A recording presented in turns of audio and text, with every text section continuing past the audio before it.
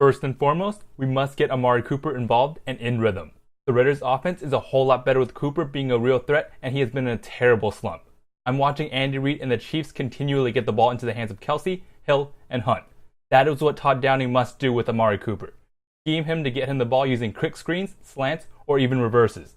This will keep the defense on their toes and hopefully get Amari Cooper back to the player that we all remember.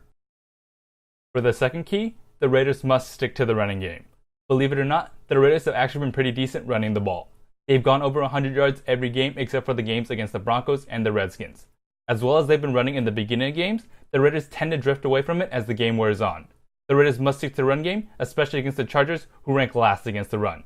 Everyone knows that the running game gets better as the game goes on, and nobody wants to tackle Marshawn Lynch late in the game. Another key, convert on third down on offense. A key stat has been the Raiders have not been able to convert on third down recently. It happened against the Redskins and Broncos and continued against the Ravens. This offense is too good and too talented to be shut down so consistently on third down. They have a third down weapon to go to in Michael Crabtree. Staying on the field gets the offense in rhythm and, more importantly, lets the defense rest some more. Conversely, the Raiders' defense needs to get off the field on third down. The defense hasn't been playing very well and must get off the field when they can. Joe Flacco consistently converted third downs, forcing a tired defense to stay on the field. Khalil Mack and the pass rush must step up. The Chargers' offensive line isn't very good, and they must do what they can to give the ball back to the offense. And perhaps the biggest key, the Raiders need to protect Derek Carr. The Raiders' offensive line just has not been as good as advertised in terms of pass defense. They are consistently allowing pressure on the quarterback. It does not get any easier with Joey Bosa and Melvin Ingram coming off the edge.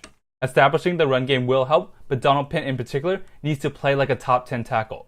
Derek Carr was injured due to offensive line play, and that should be the wake-up call they need to protect better. Another key on defense, the Raiders need to cover tight ends better. The duo of Hunter Henry and Antonio Gates form one of the better tight end duos in the NFL. Tight ends are key to converting third downs, and they have Phillip Rivers' complete trust. Ken Norton Jr. called some terrible schemes last week on third down. That can't happen against the Chargers with Hunter Henry and Antonio Gates.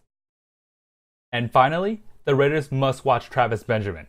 Keenan Allen and Tyrell Williams will have their moments against the Raiders' corners. The problem is, I'm worried the most about Travis Benjamin. He's a big play deep receiver, and the Raiders have had trouble against that. Mike Wallace only goes deep and ate the Raiders alive. The Raiders need to prevent the big play, and that is Benjamin's specialty. They are momentum changers, and the Raiders must stop that from happening.